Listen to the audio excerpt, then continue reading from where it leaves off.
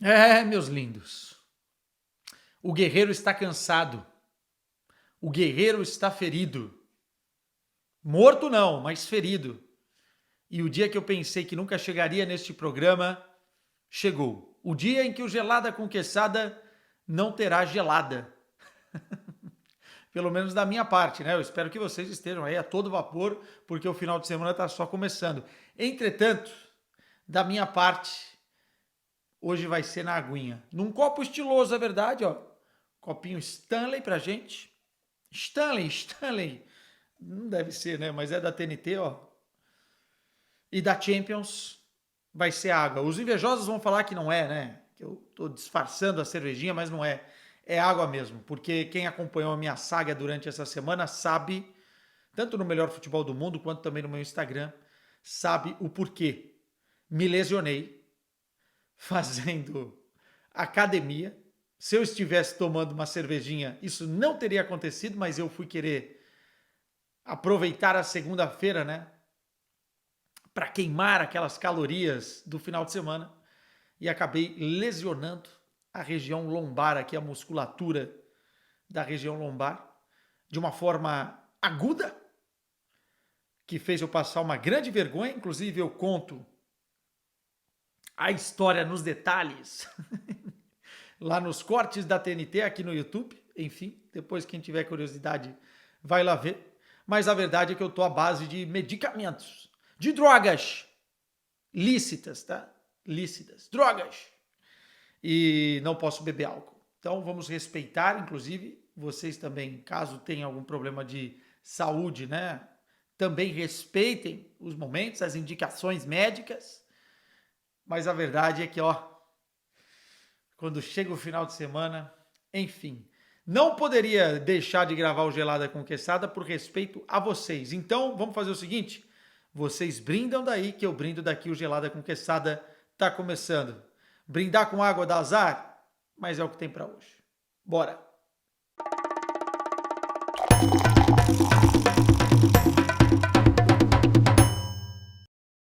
Para começar bem o Gelada Conquistada, antes de responder qualquer pergunta que vocês enviaram lá na caixinha do Instagram, para quem não sabe, eu abro essa caixinha maravilhosa toda quinta-feira lá no meu Instagram para vocês mandarem perguntas de todos os tipos sobre futebol europeu e também sobre futebol em geral. Mas antes de responder, eu estou gravando o programa logo após o jogo do Bayer Leverkusen, né? Hoje tivemos o início dela. Ai, sempre ela nas nossas vidas, a Bundesliga, né? Que eu amo tanto, estava ansioso por esse começo. Acho que vai ser uma competição divertidíssima com vários times jogando estilos diferentes, treinadores jovens com ideias diferentes, uma competição, enfim, que traz o suco do entretenimento, com muitos gols, muitas transições ofensivas, defesas com linha alta e tal, e eu estava ansioso pro começo dela e ela não me decepcionou, né? Nessa sexta-feira a gente teve Borussia Mönchengladbach contra o atual campeão Bayer Leverkusen e algumas memórias, né? Um cheirinho, um déjà vu do que foi a temporada passada. A gente já pôde ter esse gostinho já neste primeiro jogo. 3-2 para o Bayer Leverkusen, vencendo com gol nos acréscimos, numa grande penalidade e se salvando não, porque seria um empate fora de casa, né? Mas se garantindo com uma vitória, estreando com o pé direito na competição, o atual campeão. Falando um pouquinho do jogo, gostei muito do Borussia Mönchengladbach, tá? Eu acho que diferentemente da temporada passada, eu acho que vai ser um time que vai dar um pouco mais de trabalho, foi bem nas contratações e conseguiu achar alguns espaços na defesa do Bayer Leverkusen, que desde a temporada passada sofre um pouco realmente, especialmente na bola aérea, né, na bola parada, e o Borussia Mönchengladbach soube aproveitar isso. Entretanto, o Bayer Leverkusen é um timaço, tá? E para mim, sem ficar em cima do muro, é o time a ser batido nesta edição da Bundesliga. Pô, Quesada, mas o Bayern de Munique não é o favorito? Com o investimento que tem, com os jogadores que contratou, enfim, com o plantel que tem. Será que o ano passado não foi por acaso? Primeiro, não foi por acaso. E segundo, o Bayer Leverkusen conseguiu fazer o mais difícil, que não era ir no mercado contratar mais jogadores, e sim segurar as suas peças, começando pelo Xabi Alonso, que continuou no projeto, Jonathan Tah, que não saiu, né? Estava na mira do Bayer Leverkusen. O Frimpong, que também tinha uma cláusula abaixo, muita gente falava dele na Inglaterra, acabou ficando. Então a espinha dorsal, mais do que a espinha dorsal, muito do time do ano passado está presente nesse time. Para vocês terem uma ideia, da estreia da temporada 23-24 para a estreia da temporada 24-25, o Bayer Leverkusen repetiu 9 jogadores. 9 jogadores. E ainda conta com o reforço do Boniface, que não pôde jogar boa parte, né, da segunda metade da temporada porque estava lesionado. Portanto, para mim, o Bayer Leverkusen chega tão forte quanto a temporada passada. A dúvida é se o Bayern de Munique ou outra equipe vai conseguir competir nesse mesmo nível, porque o Bayer Leverkusen estará lá, né? Então aí vai ser uma competição muito interessante. O Bayer Leverkusen abriu 2-0. O primeiro gol é uma pornografia do Xhaka, né? Batida de fora da área, com curva, matou o goleirão do Borussia Mönchengladbach para fazer um dos gols que certamente estará nas listas aí de mais bonitos dessa edição da Bundesliga e já o primeiro gol da competição nessa temporada, né?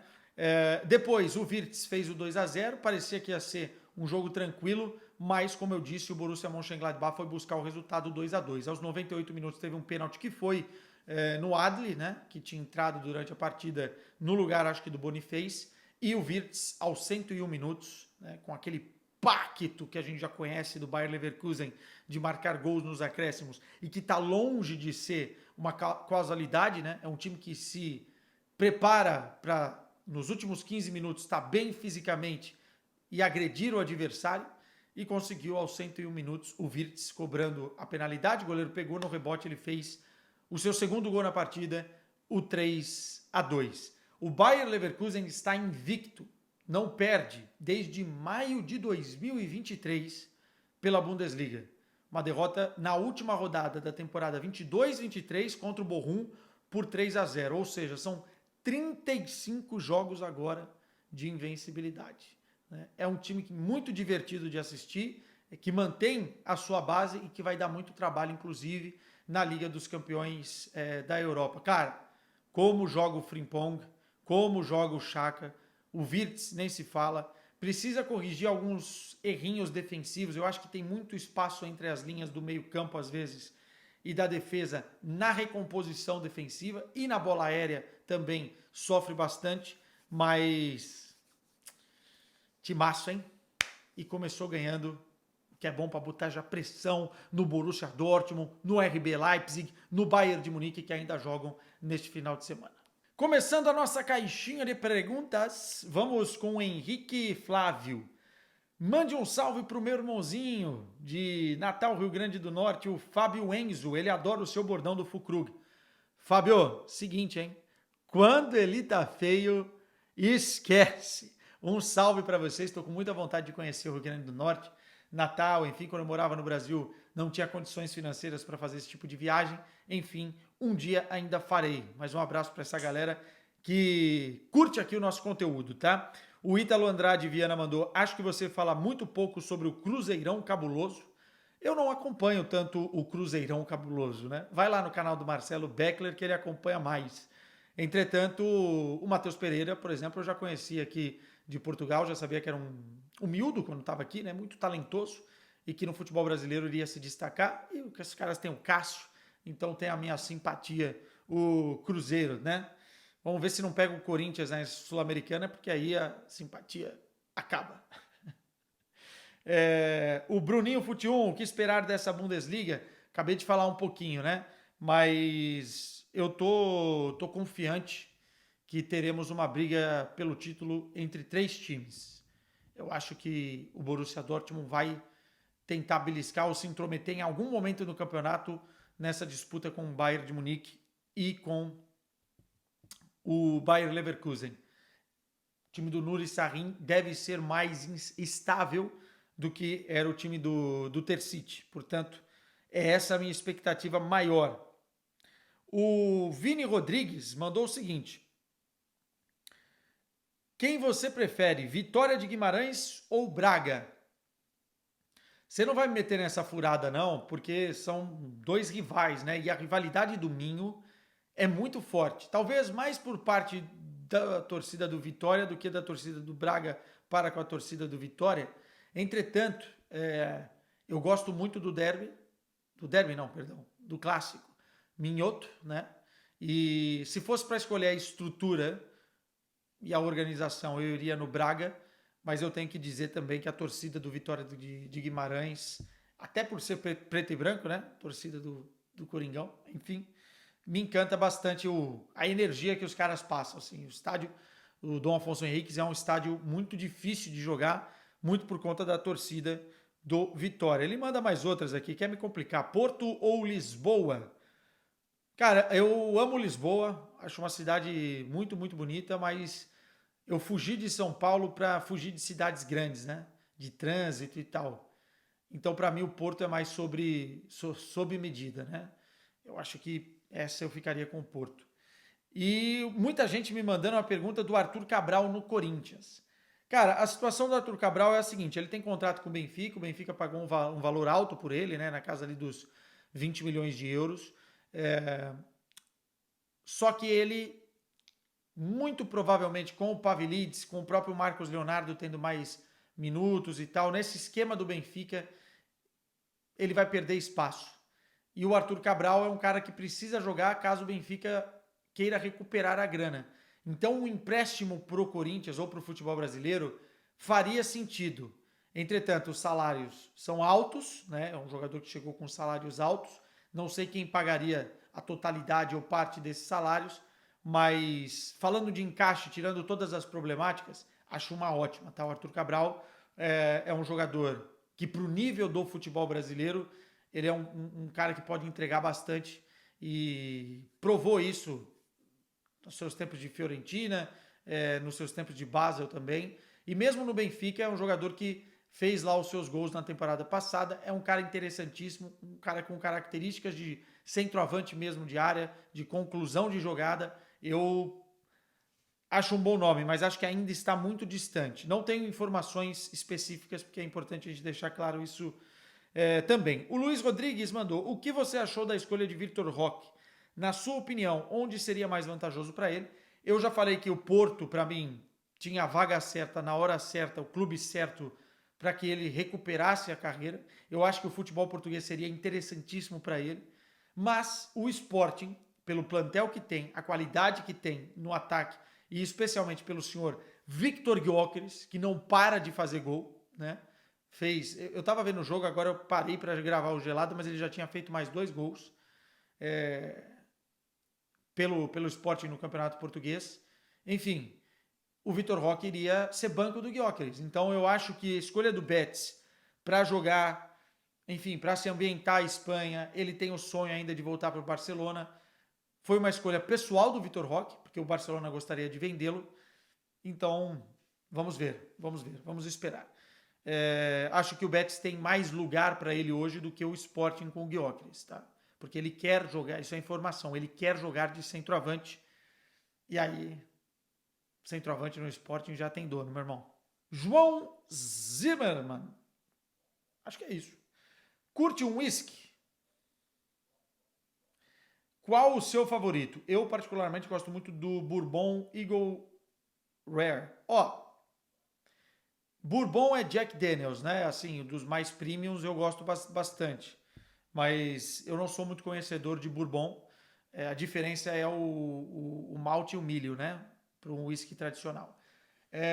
Cara, eu morei na Irlanda há um ano. Então eu sou fã dos whiskies irlandeses. Né? A Jameson tem uma linha muito, muito boa de whisky.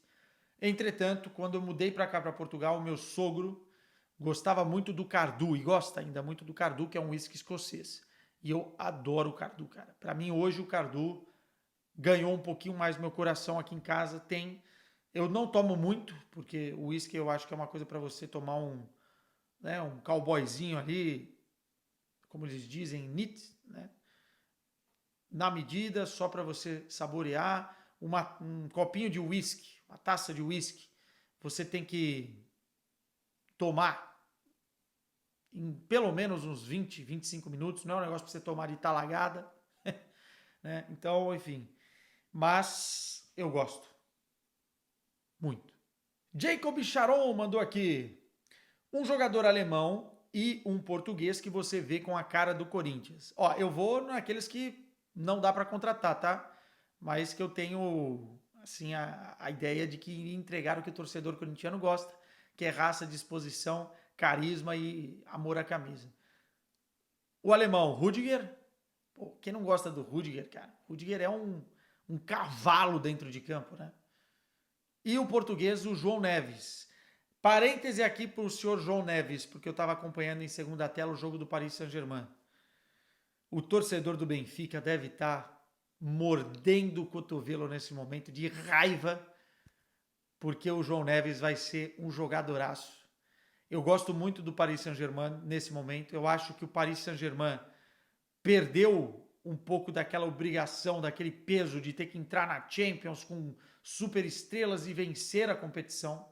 Eu acho que eles estão montando um time de coadjuvantes muito, muito interessante. Talvez falte uma peça principal no ataque, é verdade, mas o time é muito bom. E com fome de vencer, né? O Vitinha, o Zaire-Emery, o próprio João Neves, enfim. Barcola, que é um excelente jogador. Você tem o Dembélé, que estiver num dia inspirado, muito bom. O Kolo Muani, que vai ter uma segunda oportunidade agora, não foi bem na primeira temporada, mas é bom. Cara, o Paris Saint-Germain, se liguem. Se liga no Paris Saint-Germain, porque a Champions, ela vai ter algumas surpresas nessa temporada. E o Paris Saint-Germain está montando um time competitivo. E aí, falando do João Neves, ele deu acho que 2 assistências, já são 4 assistências em 2 jogos. É raçudo, é um cara que controla o meio-campo, que dá ritmo, enfim, que briga no alto com jogadores muito maiores do que ele, enfim, tem sangue, tem brio, tem raça e tem qualidade, né? Só ver os passes que ele consegue encontrar. Então, João Neves. Muita gente me mandando mensagem aqui sobre o Hugo Souza, né, o goleiro do Corinthians, que eu gravei um reel lá no meu Instagram sobre ele. E o Samu Souza mandou: Hugo Souza, em breve na seleção. Eu acho que ele ainda precisa cumprir algumas etapas, mas se ele continuar nesse nível de atuação, e eu nem estou falando dos 3 pênaltis que ele pegou contra o Bragantino, estou falando de todo o resto. Esse nível de atuação que ele tem apresentado, ele é um goleiro jovem, é um goleiro de mais de 1,90 m, é um goleiro que está jogando num clube que é um canhão, cara, midiático, pro bem e pro mal. E como o Corinthians vai ter muita dificuldade, né, de parar os seus adversários, o Hugo Souza vai ficar em evidência. Eu lembro em 2007, quando o Corinthians caiu, deixa eu bater na madeira aqui, peraí. Quando o Corinthians caiu, que o Felipe foi um dos principais jogadores do Campeonato Brasileiro daquela temporada. Só que não conseguiu evitar o rebaixamento. O Hugo Souza tem condições sim de chegar rapidamente à seleção brasileira e o Corinthians é um atalho para os jogadores. Não só, treinadores também, né? Se o cara vai bem no Corinthians, vem lá a seleção e puxa. Então acho que deu a volta por cima na carreira, depois de sair do Flamengo da forma que saiu, vaiado em alguns jogos e tal. Foi bem aqui em Portugal, teve um jogo contra o Benfica que ele pegou as penalidades, que ficou famoso, né? Quando atuava pelo Chaves, e agora chega num clube que precisava muito dele, na hora certa também, no momento certo, e consegue fazer o Corinthians esquecer o Carlos Miguel, consegue fazer o Corinthians superar a perda do Cássio. Cara, muito legal, muito bacana a história do Hugo Souza, e é aquilo, né? Cara que vibra a toda a defesa como se fosse a última, orienta a zaga, fala demais, goleiro precisa se comunicar, né? Tô gostando muito. É um dos principais jogadores do Corinthians, ele e o Garro são os principais jogadores do Corinthians nesse momento. Tiago Laranjeira mandou aqui: Quesada, para você, qual foi o melhor local que já visitou em Portugal? Caraca! Essa pergunta é muito difícil, cara, porque tem muito lugar legal aqui. E várias regiões diferentes, cenários diferentes. Por exemplo, o Algarve tem um cenário muito mais leve, mais branco, né, de construções diferentes do que o Alentejo. Depois o Alentejo tem um cenário muito diferente daqui do norte, região do Minho, enfim, Braga, Guimarães. Portugal é muito legal, porque tem muita coisa diferente num espaço curto, né? Você consegue cruzar Portugal de uma ponta a outra em 7 horas, 8 horas. Mas eu vou dar um voto cult. Não vou ficar em cima do muro, não. Tem um lugar que eu gosto muito, que são as aldeias de Xisto, né? Fica mais na parte central de Portugal. E Piódon é o lugar que eu já fui 2 vezes e voltaria, porque o cenário, a paisagem eu acho muito bonito. Muito bonito. As pessoas são muito simpáticas, pouquíssima gente mora lá, acho que dá o quê? 100 habitantes. É feito para o turismo aquilo agora, né? E só que é tão difícil chegar lá que o turista que vai lá é porque viu em algum guia, alguma revista, alguma foto e tal, porque o lugar é muito bonito, assim. Encostado na montanha, né? Aquela região é muito montanhosa e com essas casinhas de xisto. Depois procura aí. E comer ali um guisado ali de carne, uma coisa. Pá, aquela região com queijinhos de ovelha, de cabra. Não posso nem ficar falando muito. O Álvaros93 mandou: por que os times ruins da Europa tocam a bola melhor que os bons do Brasil? Eu acho que a gente não consegue generalizar dessa forma. Mas eu acho que, taticamente, o futebol europeu, nos últimos anos, ele tem dado algumas lições e ensinamentos, né? Especialmente nessa questão de fundamentos mesmo. Você tem, para começar, os campos melhores aqui, né, na Europa. A bola rola mais fácil, então o jogador precisa quebrar menos. Você tem também o estilo de jogo influenciado por alguns treinadores, como por exemplo o Guardiola, né?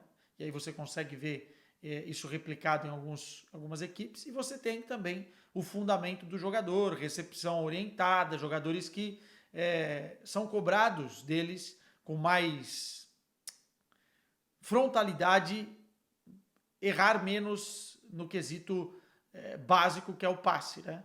Eu acho que no Brasil acontece que muitas vezes o jogador vai para um contra um, ou enfim, o estilo do time ou até a pressão não permite que você comece a construção de jogo lá atrás tocando bola, então é sempre aquele chutão, mas também tem muito a ver com a qualidade do gramado. Tem muitos fatores, tá? Mas não dá pra gente generalizar, porque eu acho que generalizar é uma burrice.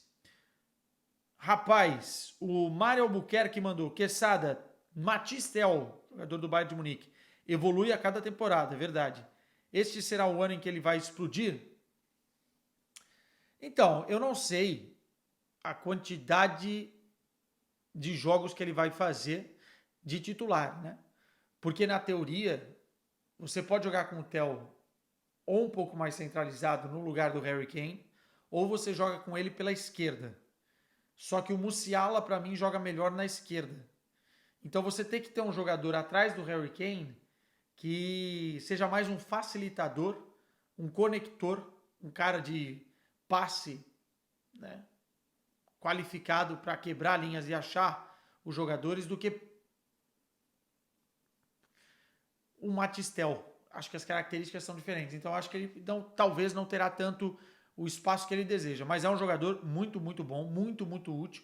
E o Bayern de Munique tem que preservar, porque é uma joia futura do clube e também no presente, né? Ele pode resolver algumas partidas, como tem feito e fez na última temporada. O Heitor Victor, fala Quesada. Fala um pouco sobre o Atlético de Madrid, novo elenco e ambições nessa temporada. Canal da Tati Mantovani é muito melhor do que o meu para falar sobre as equipes de Madrid, tá? Mas eu acho que vai ser melhor que na temporada passada. O Atlético de Madrid mudou muito da temporada passada para as outras, está tentando jogar mais futebol mais de propor do que de destruir, né? E isso cobrou um preço na temporada passada. O time tomou muitos gols, ficou frágil defensivamente, mas acho que nessa temporada os reforços são bons, apresentaram tudo de uma vez. Estou curioso para ver o Álvares jogar neste time do Atlético de Madrid, estou curioso para ver o Gallagher também jogar. Enfim, acho que o Simeone vai encaixar melhor, acho que vai azeitar melhor do que a temporada passada. Random Stranger Off. Quesada, alguma música já colou na sua cabeça? Na minha colou Ela Vai Sentar pro Mbappé, DJ Nescau. Eu sei qual é essa música. Enfim, mas é que você também ouviu muito ela, né? Por isso que colou. Cara, eu eu sou daqueles, não sei se vocês são assim, mas eu sou daqueles que quando eu gosto de uma música, eu escuto ela tantas e tantas vezes até enjoar. Coloco na corrida e vou escutando em looping. E isso é muito chato, porque eu enjoo de músicas que são muito boas e que eu gosto. Música de funk, cara, algumas. Algumas já colaram. Mas agora tá na moda aquela do Grelo.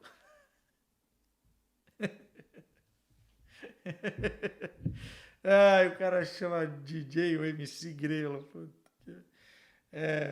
E tá bombando, né? Nos TikTok da vida. Hoje eu tomei meu café, sentei que as crianças que tem que ter, né? E tudo isso foi de graça, irmão. Isso aqui vai chegar em Portugal daqui a uns meses e vai arregaçar nas rádios. Porque acontece muito isso, né? Tem um delayzinho do que estoura no Brasil e vem aqui para Portugal. Vamos lá, ó. Tem muita gente falando do Hugo Souza aqui, o Arthur 9.9, o Lucas Horn. O Arthur 9.9 falou do Arthur Cabral, já falei. O Lucas também perguntando do Arthur Cabral. O Road Big Dream mandou aqui, quais as dificuldades que você enfrentou morando em Portugal? Ah, cara, assim, aqui o salário é baixo, quando eu trabalhava para empresas de cá, né? Perante o custo de vida, né? Especialmente os aluguéis. Mas na época que eu mudei para cá, ainda estava acessível. Nesse exato momento, cara, tá muito difícil para quem quer começar morando aqui em Portugal. Muito, muito por conta do aumento dos preços. E aí eu tô falando de mercado e outras coisas, mas os aluguéis, cara, putz, impressionante. Para vocês terem uma ideia, quando eu mudei aqui para Portugal, morava num apartamento com um quarto e pagava 400 euros. Hoje isso é impossível, você morar num T1, né, que eles chamam aqui, por 400 euros no Porto. No Porto. 400 euros está um quarto e olhe lá. Um quarto dentro de uma casa. Mais gente me mandando aqui. Pedrinho Roque. Salve! O que achou de CR7 virando youtuber? Ele vai mesmo bater todos os recordes e falir o YouTube? Depende do conteúdo. Eu ainda estou curioso para ver o que ele vai fazer, né? Será que ele vai fazer pegadinhas? Será que ele vai ser tipo um Mr. Beast do YouTube? Estou curioso para saber, mas obviamente que o CR7 atrai multidões, né? O CR7 já é um veículo de comunicação. O Instagram do CR7 já é uma bomba, né? É o homem com mais seguidores no mundo. Então, tudo que ele lançar vai estourar em termos de visualizações. Agora eu quero ver se ele vai se manter atualizando e fazendo conteúdo. Espero que não seja conteúdo tipo um diário de bordo de CR7, né? Mostrando ele na academia e essas coisas. Espero que tenha aí realmente um planejamento de conteúdo, mas certeza que ele não entra em nada para perder, né? E é muito bem assessorado, portanto, curioso para ver o que vai ser esse canal do YouTube. O Rafa Lima Araújo mandou, como foi o after depois da pica do Clóvis? A pica do Clóvis, você não sabe aqui, tomar a injeção, o cara fala o seguinte, vai tomar uma pica no fofo, no bumbum. É uma pica no fofo, né? Uma injeção no bumbum. E eu tive que tomar por conta do problema que eu tive nas costas, porque, cara, foi agressivo o negócio. E aí eu apelidei o enfermeiro de Clóvis, aliás, o Clóvis, que agora tem meu WhatsApp. O Márcio Cerqueira manda o seguinte, se o Thomas Müller fizer algo similar que o Kahn fez na diretoria do Bayern, a torcida perdoaria ele? Eu acho que sim, eu acho que o torcedor do Bayern não odeia o Oliver Kahn, né? Porque sabe que é um ídolo do clube. Assim como o Thomas Müller, no caso ele venha fazer parte da diretoria. Eu acho que ele tem mais perfil de treinador do que propriamente ser diretor, tá? Eu acho que ele entende muito de futebol, a posição no campo dele sempre foi uma posição privilegiada para você entender o jogo, e ele se diferenciou na carreira por esse entendimento, porque ele não é um jogador extremamente habilidoso, mas é um jogador muito inteligente. Então eu acho que como treinador eu gostaria de vê-lo. E ele manda aqui, quando você está na Alemanha, você fala algumas frases em alemão para ganhar simpatia? Sim, isso é uma estratégia básica, né? Eu terminei o meu módulo 1, né, o A1 do alemão aqui recentemente, e agora eu estou louco para voltar para a Alemanha para colocar em prática. Porque sabe, você não fala alemão? Não falo alemão. É muito difícil, cara. Aprender e nessa idade a gente tem tantas outras coisas para fazer que é difícil você manter uma rotina. Entretanto, eu coloquei uma meta de tentar chegar próximo, não do aprendizado absoluto de falar fluentemente, mas de entender o outro lado. Acho que isso é importante, porque aí você consegue fazer uma pergunta, por exemplo, numa coletiva e entender a resposta. Pergunta você já deixa lá mais ou menos preparado e tal, ou numa entrevista rápida. Então acho que o alemão é importante para ganhar o coração gelado dos alemães. O Técio SP, qual o seu maior ídolo no futebol? Ronaldo Fenômeno. Já era antes dele ir jogar no Corinthians, mas a minha geração não viu a Copa de 94 com tanto fervor assim, porque eu tinha 4 anos, 5 anos, né? Então não com tanta atenção. Lembro de alguns lapsos do meu pai assistindo jogos, mas o Ronaldo conquistou a Copa de 2002 e o Ronaldo, quando comecei a gostar de futebol, era o fenômeno já do Barcelona e da Inter de Milão. Então, depois que ele veio para o Corinthians, foi a cereja no topo do bolo. Antônio S. Castro mandou aqui: contratando um atacante lateral e um central canhoto, o Porto está bem preparado? Sim. Fábio Vieira está voltando, né, por empréstimo. Excelente contratação do Porto. Acho que o Fábio Vieira é cria da casa, tem identificação com a torcida, é um jogador técnico e eu não entendi muito bem o que ele foi fazer no Arsenal ser reserva, né? Acho que é um jogador que precisa de minutos, né? De mais minutos, e é um jogador com nível, inclusive, se engrenar novamente para chegar eventualmente a uma seleção portuguesa. Eu gosto muito do Fábio Vieira e o Porto precisa, assim, de um centroavante. Está chegando o Gu aí, né? Que eu não conheço tão bem, o sueco, tenho que ser sincero com vocês. E falta lateral, falta um zagueiro. Acho que o Porto tem que se estruturar melhor. Mesmo sem se estruturar, eu acho que o time do Vitor Bruno vai dar luta, porque já tem uma base feita pelo Sérgio Conceição. É um trabalho com continuidade, porque o Vitor Bruno era da comissão técnica do Sérgio Conceição. Então acho que o Porto vai dar luta sim, mas precisa realmente fazer algumas contratações e tem que correr, né? Porque o relógio está contando. Murilo Guerni, fala Quesada, Guardiola na seleção alemã é possível? Acho difícil. Acho que o Guardiola vai primeiro para uma Inglaterra, né, uma seleção inglesa, do que, ou até mesmo uma seleção brasileira, do que propriamente a seleção alemã. Acho mais fácil o Klopp na seleção alemã do que o querido Guardiola, tá? O Guilherme Giovelli, melhor transferência da Europa até o momento. Cara, é difícil não falar o Mbappé, né? É um jogador muito, muito diferente, um extra classe que cai no Real Madrid. Para mim, o Mbappé é a grande transferência desse mercado, independentemente de qualquer outra. Acho que teve algumas interessantes, é verdade. Já falei aqui do Olise no Bayern, né? Enfim, próprio Dani Olmo no Barcelona, acho que é interessante, mas nada que se compare a Mbappé no Real Madrid. O J.R. Brito mandou: Bayern deve vender alguém além de Mazraoui e De Ligt? Acho que não vai vender mais ninguém. Pelas declarações do Freund e do Max Eberl, o time está praticamente fechado já para essa temporada, pelo menos pela essa metade da temporada. Muito difícil chegar mais gente, muito difícil sair mais alguém. O Dave Andrade mandou: como você consegue cobrir 2 ligas? Imagina o trabalho que deve ser. Cara, eu não assisto todos os jogos. Atenção.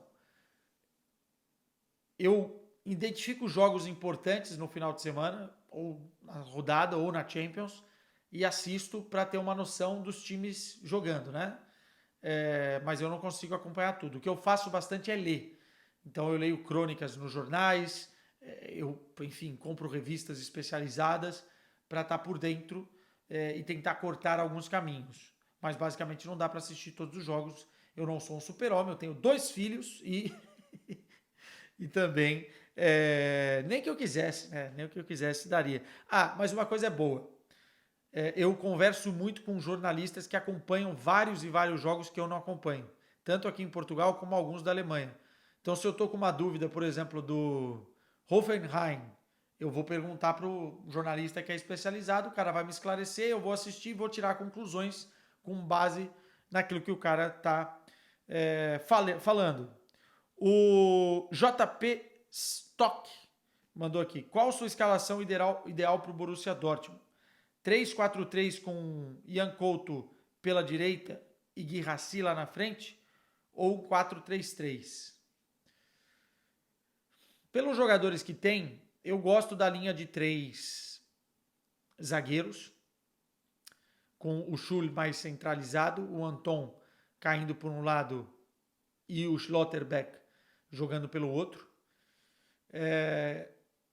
E eu gosto de um 3-4-2-1 com os alas subindo, né? Mas aí tem que ver quem vai ser o ala pelo lado esquerdo, porque você tem boas opções. Se você conseguisse adaptar um Bayern Gittens para fazer essa ala, se ele não fosse muito preguiçoso na marcação, seria interessante.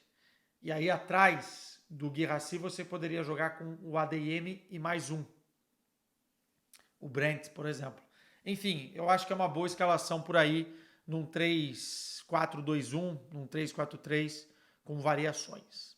Diogo Abrantes, parceiraço aqui em Portugal, me ajuda muito com as informações do Sporting, tá? Porque é torcedor sportinguista fanático. Esta política do ou este ou mais ninguém do Rubem Amorim vai correr bem? Cara, assim, o que acontece é que o Rubem Amorim foi um cara disruptivo no Sporting, né? Ganhou 2 campeonatos e o Sporting fazia muito tempo que não ganhava um campeonato português, né? Então eu acho que ele tem algumas metodologias. Todo treinador é um pouco cabeçudo com as suas ideias, essa é a grande verdade. Sérgio Conceição não era no Porto.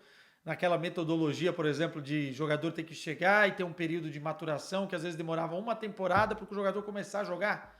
Foi assim, por exemplo, com o Luiz Dias, tá? Não estou falando de qualquer jogador. Então eu acho que o Rubem Amorim tem assim os seus escolhidos e ele sabe que o Sporting não pode ficar tirando para todos os lados. Não tem bala financeira, por exemplo, como tem o Benfica. Então ele vai nas bolas de segurança naquilo que ele realmente acredita. Acho que isso pode ser bom e ruim, é uma faca de 2 gumes. Mas como ele tem muito crédito, é difícil você questionar o Rubem Amorim e as suas escolhas, né? O Mika Nasce, ginásio machuca. Uma gelada te cura. Cura, mas vou ter que esperar.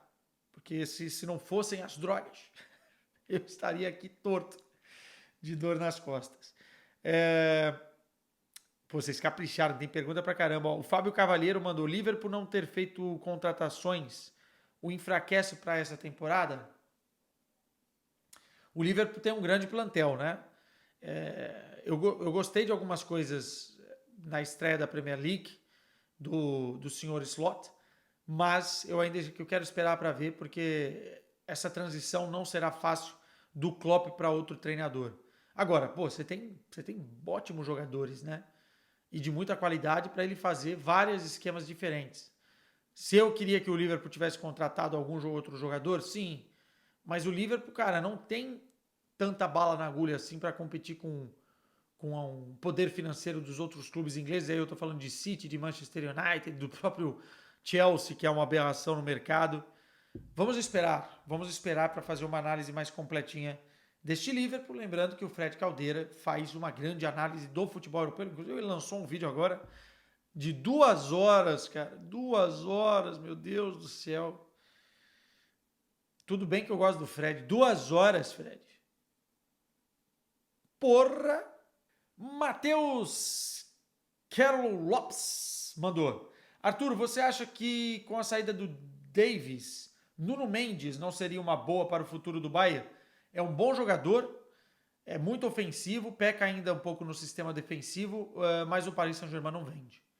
Acho que o Bayern não faz esse tipo de negócio porque o Nuno Mendes custaria muito caro e para um lateral o Bayern não vai buscar. Eu acho que o Theo Hernandes poderia ser uma saída mais interessante.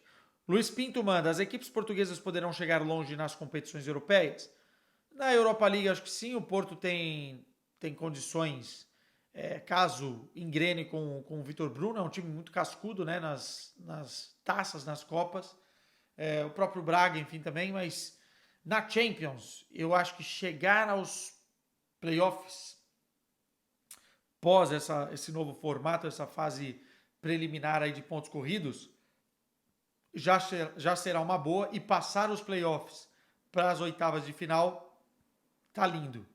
Esse tem que ser o primeiro objetivo. Depois disso, vamos ver. Eu tô curioso para ver o Gyökeres na Liga dos Campeões. Porque se ele continuar repetindo parte do que ele entrega no Campeonato Português numa competição europeia, os clubes vão se matar, vão se degladiar para contratar o Gyökeres, que para mim é uma máquina, tá? Para mim é um monstro.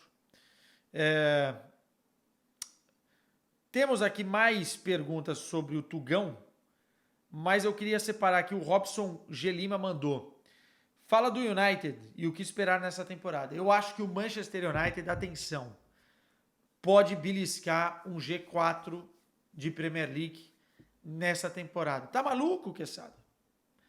Os caras contrataram o De Ligt, que é um muito bom zagueiro, o Mazraoui, que é muito funcional, joga na direita e joga na esquerda, na lateral. Tem o Mainu no meio campo, muito bom jogador. Se o Casemiro voltar a jogar, tem o Casemiro, que é um extra classe. Se não, vai ter o Ugarte. Você tem lá na frente opções como o Zirkzee, que é muito bom jogador, pode jogar do lado do Højlund, ou você pode jogar com pontas, o Garnacho, né? Ou, enfim, não faltam opções, o Rashford do outro lado. Eu acho que manter o Ten Hag foi estratégico. As pessoas que entraram no comando, na direção do United nessa nova fase, também entendem mais de futebol, são pessoas do futebol, né? Inclusive caras que já foram bem no Manchester City. Tô com boas expectativas em relação ao United nessa temporada. O Luiz Carlos manda aqui: acha que o Sérgio Conceição poderia ser convencido a assumir um projeto no Brasil? A pergunta é boa. Ele teria que abrir mão de salário, né? Ele ganhava muito no Porto, ele é a comissão técnica, porque é um treinador que ficou muito tempo, foi ganhando, foi vencendo, foi renovando, e ele teria que abrir mão da parte salarial. Só que talvez respirar novos ares para o Sérgio Conceição, sair um pouco da Europa, pode ser uma boa. Agora, no Brasil, cara, ele teria que escolher um projeto vitorioso, né? Eu acho que ele no Brasil seria uma espécie de Abel Ferreira, tá? Ele tem muita qualidade, é um treinador de outro patamar. Se, por exemplo, a galera já está gostando do trabalho do Arthur Jorge, o Sérgio tinha competências para elevar esse patamar, inclusive, num outro clube. Ele fez temporadas muito, muito boas no Porto, é um treinador extremamente exigente, mas de uma capacidade tática fantástica, né? Não é à toa que ele nunca entregava o ouro fácil para os seus adversários. Vendia muito caro dentro das competições europeias com grandes, né? Contra Arsenal, contra Manchester City, contra Juventus, enfim. O Sérgio é um treinador de outro patamar e o futebol brasileiro poderia realmente fazer bem para ele. Mas como eu disse, eu não vejo uma realidade palpável hoje, tá? Porque, tem mercado no futebol europeu e questão do faz-me rir é muito importante nesse sentido. E para terminar, eu vou escolher aqui do Gyökeres, né, que a gente falou bastante, mas como ele arrebentou. Fala, Quesada, Gyökeres no Paris Saint-Germain não seria um casamento perfeito? Eu gostaria de vê-lo no Arsenal. Eu acho que no Arsenal seria muito interessante um retorno à Premier League com o esquema de jogo que tem o Arsenal, mas eu acho que sim. Acho que no Paris Saint-Germain seria perfeito, até por conta dessa lesão do Gonçalo Ramos. Só que, cara, 100 milhões, né, de euros. Eu não sei se o Paris Saint-Germain está disposto a pagar isso, depois de já ter contratado os jogadores que contratou, Désiré Doué, próprio João Neves, enfim. Não sei. Acho que a Premier League teria mais bala para fazer esse investimento. Mas, quem o fizer estará comprando uma máquina. Senhoras e senhores,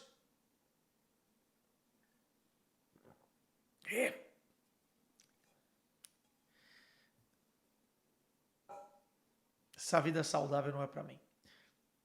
Beijo pra vocês, até o próximo Gelada com Quesada, se Deus quiser. Já não vou estar mais tomando remédio. E a gente vai curtir junto aqui. Tchau!